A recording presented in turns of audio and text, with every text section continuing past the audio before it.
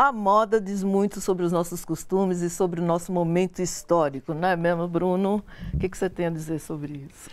Eu costumo dizer, primeiramente, boa tarde a todas e todos. Boa tarde. Obrigado pela oportunidade de falar sobre esse assunto, né? E mostrar um pouco como que, na realidade, a produção do imaginário e a moda, ela faz parte da produção do imaginário, ela não está desvinculada da realidade social e histórica, né? Você tem aí sempre uma relação tanto contraditória, muitas vezes ela serve sim para mostrar uma revolução política ou um acontecimento histórico, e muitas vezes ela nega. Né? É o que a gente chamaria de movimento, é um movimento duplo, né? Ela nega propondo um escapismo, uma saída que seja pela via do sonho, e que muitas vezes nega a própria realidade social. Então a gente pode dizer que sim, que se a gente for olhar para a história da moda, pelo menos são 400, 500 anos de história da moda no Ocidente, nós temos exemplos aí históricos e sociais desse diálogo.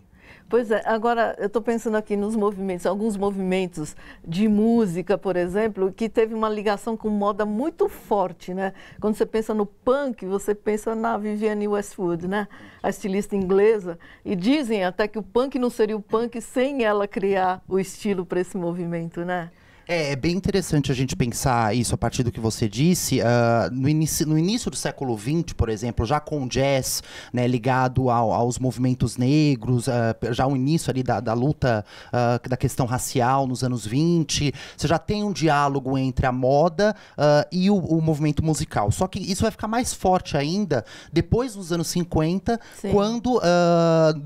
pós-contexto da Segunda Guerra Mundial, enfim, Estados Unidos como a capital cultural do mundo, no qual você tem como padrão de beleza, de identidade, a juventude. E a juventude, quem diz juventude diz música, né? A juventude está muito ligada historicamente aos movimentos sociais, aos movimentos musicais. Então você tem o primeiro rockabilly, depois você tem o movimento, os hippies, né? De uma certa medida também ligado à música, depois tem o movimento punk.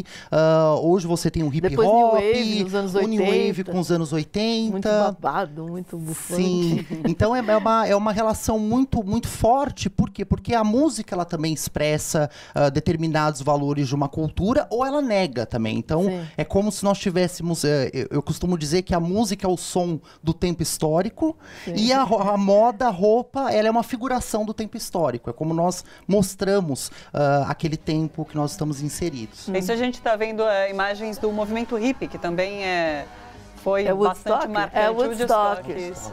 1969. Que também, através da moda, através do jeito de se vestir, protestavam contra um sistema. Nina, a moda é protesto. Sim, a moda é protesto. Eu estou com som? Sim, sim. A moda reflete, eu penso. A moda é suporte dos tempos, é linguagem, né? E quando eu penso moda, eu penso, assim, a moda, ela vai além do vestir, né? A moda, você vê a moda nos carros, você vê a moda na decoração. Então, assim, por exemplo, quando a gente pensa na decoração do pós-guerra, depois de tanto tempo tão comprimido, né? Os banheiros, eu me lembro demais dos banheiros da minha infância no Rio, anos 50, 60. Eu nasço no final dos 50, mas já encontro aquele banheiro. Eles são coloridos. Né? Assim, roxo com preto, rosa. Marrom. Ou seja, porque, na verdade, assim, a gente faz parte de um contexto esse que usa a decoração, a roupa, e que tudo conta história, a história do tempo em que vivemos, né? E hoje eu olho assim, essa questão, a gente vive um tempo, uma massificação absoluta, é uma comunicação única, para todos, e isso é absorvido. Então, eu estava pensando sobre essa vinda ao programa, sobre o tema ontem dentro da minha cozinha. E eu mantenho na minha cozinha os azulejos da construção original dos anos 70, que foram azulejos criados pela Lígia Pape para a Klabin. Então, ela é verde, aguinha, assim, mas o que eu vejo mais nas reformas do meu prédio, que é um prédio, precisa de reforma, é botar tudo branco. As cozinhas, ou seja, você tira algo pensado, uma inteligência, para quê? Está branco, que é o massificado. Aí você olha os carros na rua, ou eles são pretos, cinzas e brancos, né? Eu faço parte, a vida inteira, a gente era classe média e tudo mais, comprei aquele carro à prestação, meus pais, assim, um Chevette amarelo, cor daquele ali, faixa de trânsito. Outros cá tinham o Chevette laranja, Chevette. Hoje não. A gente vive esse mundo, apesar de você ter muitos recursos digitais que te levam à cor. Tá? Mas por que a gente vive? Isso é um processo da massificação. Mas o que? É publicidade? A gente é bombardeado? Por exemplo, quando você vai comprar um carro, a primeira coisa que o vendedor te diz é: não compra essa cor não, que é difícil de revender. É verdade. É a primeira coisa que você ouve. Porque, na verdade... Aí todo mundo sai com o carro da mesma cor, porque é mais fácil de revender. Você nem chega a revender, que já levaram. Porque na semente da moda, quem é que dita a moda de fato? São as empresas de pigmento, são as empresas da cor. Então, cor é cara. E aí, assim, cor é simples, assim, você massifica, então vamos fazer... Toda a moda, ela é pensada a partir do momento que o pigmento é jogado no mercado. Antes da roupa ir para a rua, da decoração ir para a rua, do carro ir para a rua, 3 anos, 4 antes aquilo ali foi decidido. Tá? Quer dizer, um estilista, por exemplo, não tem peso nessa história? Ele, quando chega e fala, vou lançar, tá lá em Paris, pensando coisas maravilosas, desfiles, etc. e tal, faz a sua coleção... Ele já tem por trás disso a obrigatoriedade de usar que tá tal cartela. Mas não adianta eu fazer eu vou estampar, eu vou fazer um tecido azul maravilhoso como esse que você tá, se não tiver um zíper azul. Se a empresa não produzir o zíper azul que você precisa. Então, isso é uma coisa coordenada. Sim. E que quem manda são as empresas de pigmento. Ela é a semente. Ou seja, a indústria que vai ditar a moda. E hoje, assim como você tem uma população muito grande, há um empobrecimento, assim como massa, há um empobrecimento, então é o que tem para hoje, querida. 3 cores de carro, lambos beiços, estofamentos assim, a roupa. Aqui no Brasil, me choca muito ser um país tropical e a gente não vê cor na rua. Tá? Você, às vezes, viaja para fora, você vai à Inglaterra, você entra numa loja de fast fashion, uma H&M, compra barato, que eu só compro, se eu viajo, sou pobre, compro barato, vou ali comprar umas coisinhas diferentes numa H&M, mas eu compro uma calça laranja, eu compro uma calça rosa, eu compro a cor que eu quero. Aqui a gente encontra. Eu moro num país tropical, e todas as cores, assim, eu moro próximo à Avenida Paulista, almoço na Santos, ali no Aquilo, e vejo o movimento dos restaurantes. Mas, Bruno, como se colocar na moda, como expor o que eu quero se existe essa massificação, se eu não encontro, ou de repente migrar para o do-it-yourself, para o faça você mesmo, como expor o que eu quero a partir das roupas que eu compro, que eu adquiro? Bom, eu sou da filosofia, né? Então eu adoro uma contradição. E aí a gente tem uma contradição aí belíssima, porque na realidade o capitalismo, estamos falando de capitalismo, né? Enfim, é um modo de produção que estamos, ele promete uma individualidade. Só que, como a Nina bem falou, não tem essa individualidade. Você tem pseudo-individualidades. A pessoa acredita que é uma escolha dela, deliberada, quando na realidade aquilo já está dado por meio do comportamento, por meio do que a revista vai dizer, do que a publicidade vai colocar.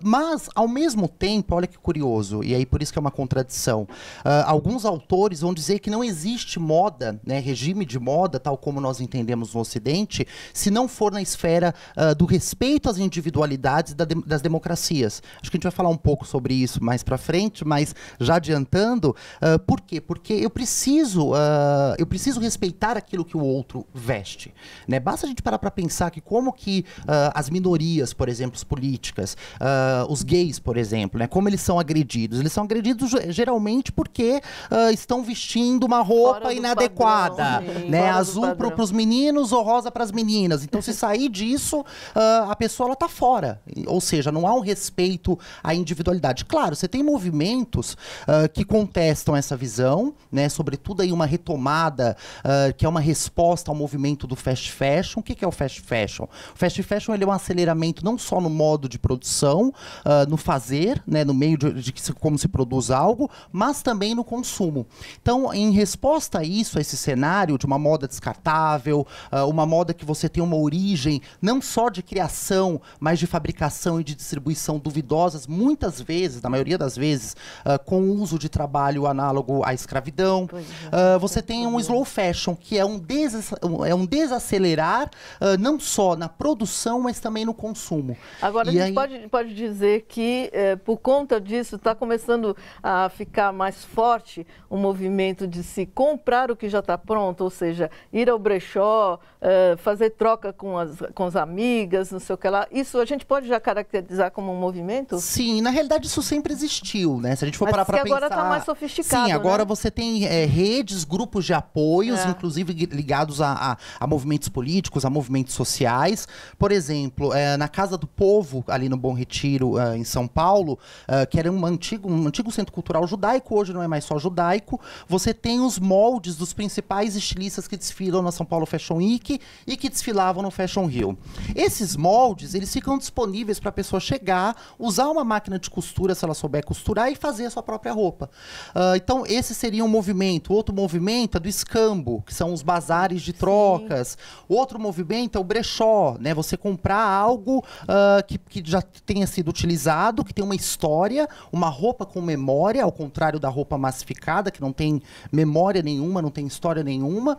E um outro movimento é faça você mesmo, que é você costurar a sua própria roupa. Sim. Se a gente for parar para pensar, até uns anos atrás, não só as mulheres, né? A gente vê no filme Olga Benário, quando o Luiz Carlos... Tudo bem que ele era um delicado de espírito, então, assim, era de uma fineza tão grande que ele mesmo faz um vestido para Olga Benário. Por quê? Porque os homens e as mulheres sabiam costurar, faziam suas próprias roupas. Então, a gente está pensando numa classe média baixa para uma classe trabalhadora. Então, esse seria um outro caminho também, né? De você... Nina, quando a gente fala nessa roupa vazia, o artesanato é uma roupa que tem uma bagagem, que carrega uma bagagem junto. Bagagem essa que é uma bagagem cultural. Eu não consigo entender, assim, quando a gente fala, foge do assunto moda, massificação, não consigo dissociar da questão da cultura. Moda é suporte para a sua cultura.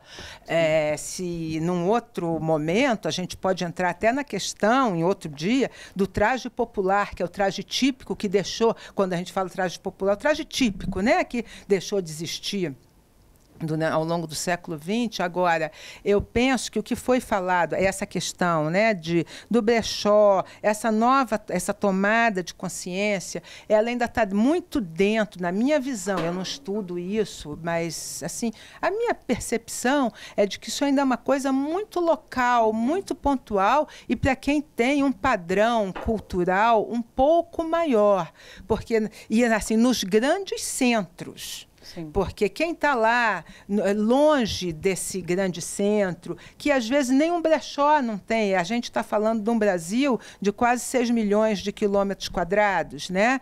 Então, assim, esse modelo, Rio, São Paulo, Belo Horizonte, Porto Alegre, grandes centros, é uma coisa. E outra é o interior que vê como espelho o que vê na televisão. Então, a pessoa quer entrar num magazine aí qualquer, e eu penso que, assim, essa questão da revolução, né, assim, a mudança, eu não consigo ver hoje, no momento de hoje, dessa tomada da direita, da forma com que está sendo, pelo mundo todo. Sim. Não é aqui ou ali, não. No mundo inteiro, a tendência é essa mesmo, na minha visão. É a massificação absoluta. É um pensar igual ao outro. Você vê que pessoas assim agindo, aqui no Brasil a gente tem tido a oportunidade de ver isso, assim, como é impensável que ela fosse externar aquele pensamento 1 ou 2 anos, 3 antes, entende? Assim, coisas até muito negativas da alma, né? Sim. Por quê? Porque é o vizinho, porque é o WhatsApp, porque... Então, assim, hoje o que a gente tem,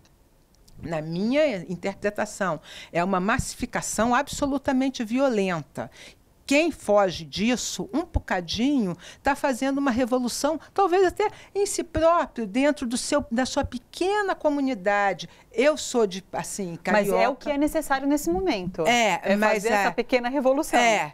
Para você até conseguir sobreviver um pouco a determinados tempos, porque, na minha visão, isso é muito pequeno. Eu sou do Rio, de Copacabana, do Posto 6, eu tenho 60 anos, vi ali em Ipanema, o que foi Ipanema dos anos 70, entende? Então, assim... Hoje, o que eu, na minha visão, assim, a gente procura escapes desse mundo, entende? Assim, se eu conseguir escapar desse mundo e passar uma mensagem através das minhas redes sociais, já tá bom, entende? Porque... E através das suas roupas também? Inclusive, a sua roupa é muito bonita, ela é toda bordada.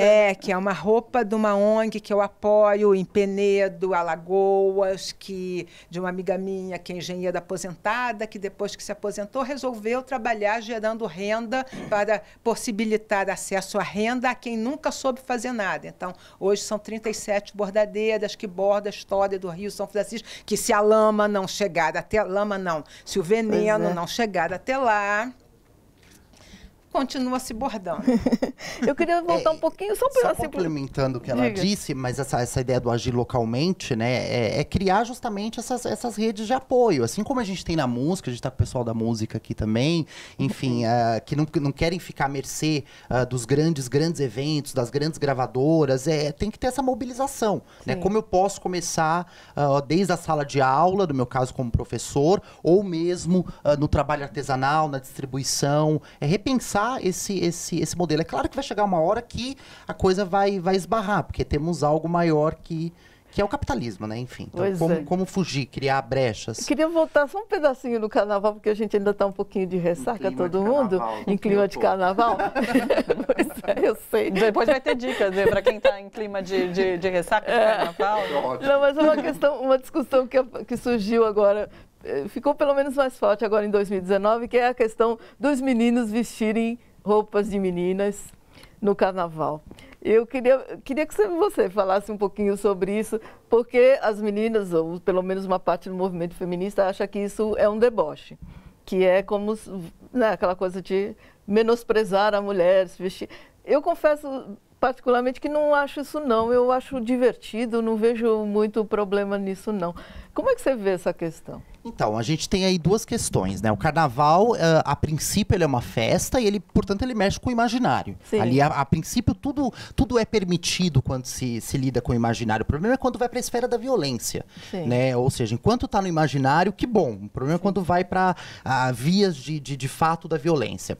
Bom, a questão, eu penso que o que está aí é ver como que aquilo foi colocado, né? Claro que uma pessoa fazer blackface, por exemplo, num país em que, com racismo estrutural, ou se aquilo for uma fantasia no sentido de subjugar, de diminuir o outro, claro que não é interessante, né?